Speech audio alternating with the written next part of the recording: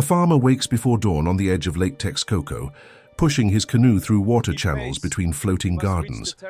The city rises ahead of him, stone pyramids reflecting in the water, smoke from morning fires drifting over causeways already crowded with merchants carrying textiles and obsidian blades. By midday, the central plaza holds more people than he's ever seen in one place. Voices layering in a language he doesn't fully understand.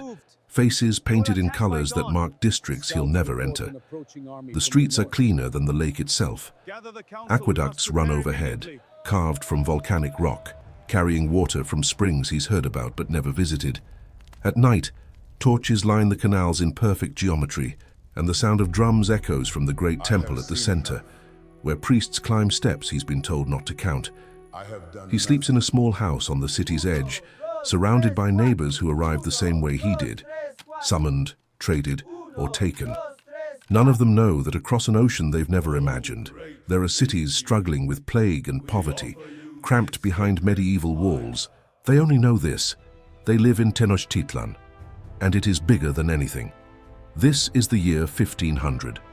The Mexica Empire controls the Valley of Mexico from an island city that defies every expectation of what a capital should be. Tenochtitlan spreads across 14 square kilometers of reclaimed land in the middle of a shallow lake, home to 250,000 people. Paris, at this same moment, holds barely 150 Vanzaran souls pressed into cramped medieval quarters, where waste runs through open streets. London is smaller still. Venice, celebrated for its canals, would fit into a single district of this city. Tenochtitlan is not a primitive settlement waiting to be discovered by civilization. It is civilization itself, built on engineering principles that won't be matched in Europe for centuries. And almost no one outside Mesoamerica knows it exists. The city functions because of systems most European capitals lack entirely. Fresh water flows from the springs of Chapultepec through twin aqueducts that stretch across the lake, delivering clean drinking water to public fountains throughout the city. The third causeway serves as a backup when repairs are needed. The causeways themselves, massive stone structures linking the island to the mainland, are designed with removable bridges that can be raised in case of attack, turning the city into a fortress without walls. The streets are laid out in a grid, wide enough for canoes to pass through the interior canals that divide neighborhoods into geometric blocks. An official called the Calmimilocatl enforces construction codes, preventing citizens from encroaching on public waterways or building structures that disrupt the city's symmetry. In European cities, buildings lean haphazardly over narrow alleys, blocking light and trapping disease. In Tenochtitlan, urban planning is a matter of state control. The market at Tlatelolco operates on a scale unmatched anywhere in the known world.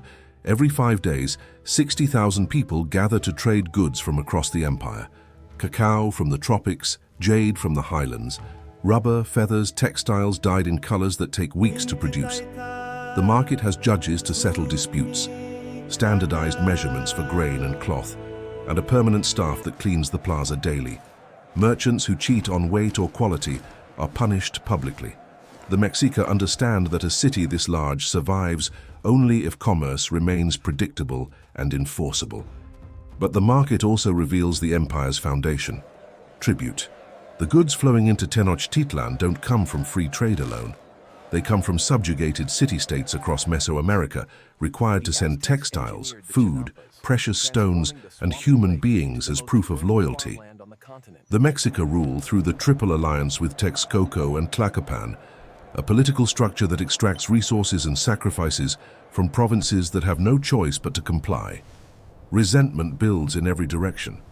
The Chinampas, floating gardens anchored to the lakebed with wooden stakes and roots, produce food year-round, turning swampland into some of the most fertile farmland on the continent.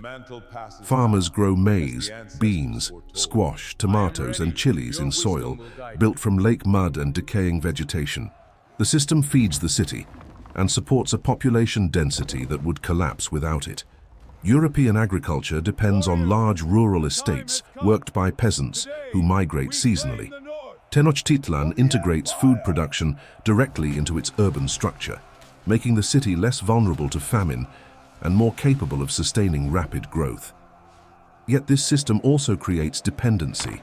The city can only function as long as the lake remains stable, the chinampas remain productive, and the flow of tribute from the provinces continues.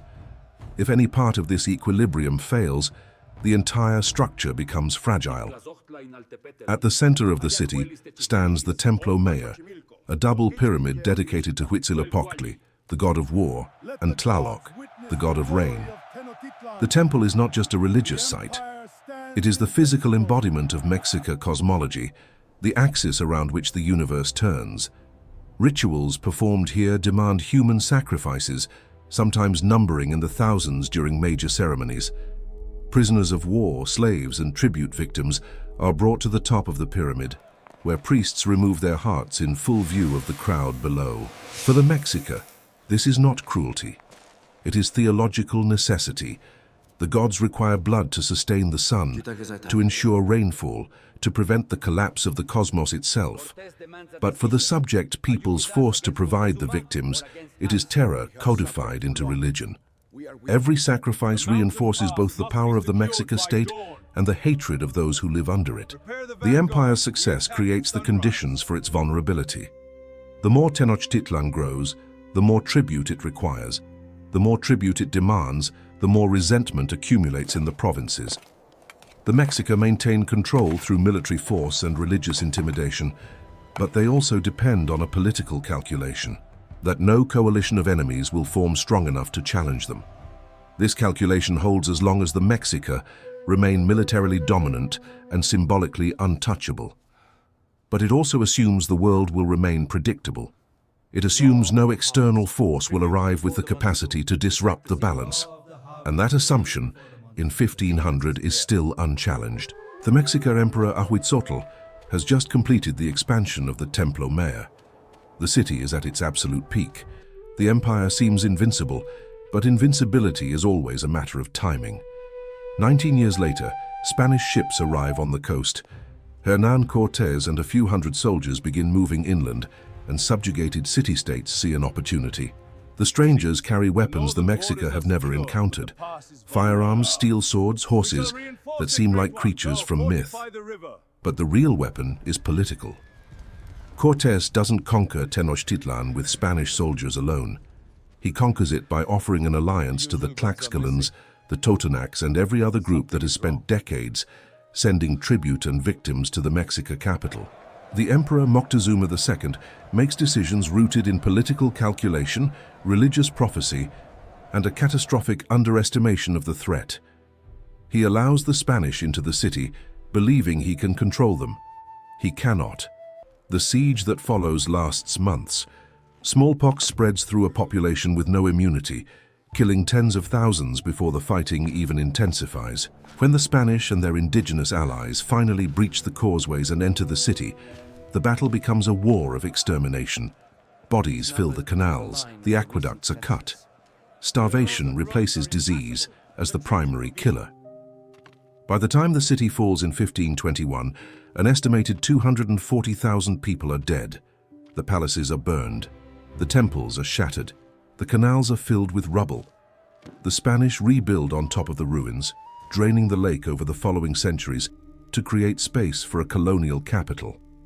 They destroy the chinampas, eliminate the canal system, and replace Mexica urban planning with European models that ignore the realities of building on a lakebed. The result is a city that floods constantly, sinks incrementally, and struggles with water shortages despite sitting on top of an ancient lake. Modern Mexico City, one of the largest metropolitan areas on Earth, inherits these problems directly. The flooding, the subsidence, the water crisis, they are all consequences of a decision made 500 years ago. To erase a city that understood how to live with water and replace it with one that has spent centuries fighting against it. The lake is gone now, paved over and forgotten, but the city still sinks a few centimeters every year, and every time it rains, the streets flood as if the lake is trying to return. Tenochtitlan in 1500 was not a lost paradise.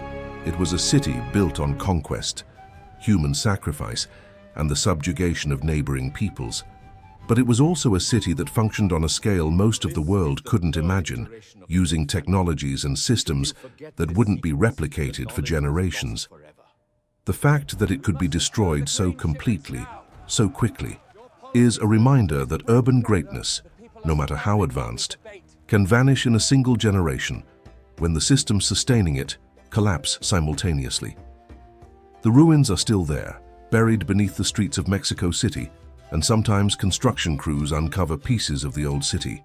A stone altar, a carved serpent, the foundation of a pyramid.